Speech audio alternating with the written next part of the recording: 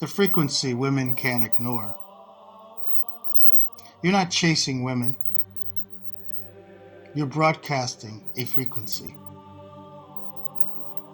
Masculine frequency is not a look. It's not a line. It's not a signal.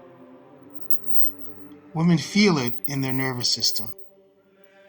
Their body notices before their mind has time to explain.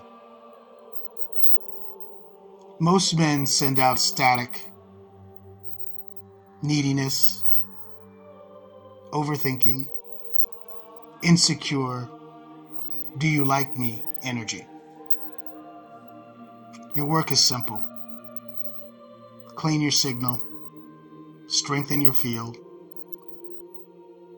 When you decide who you are, what you stand for, and what you will not tolerate, your frequency stabilizes.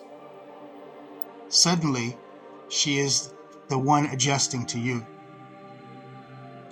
Her voice softens.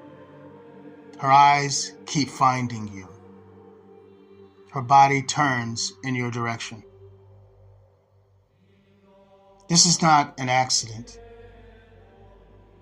That is your masculine frequency speaking to you.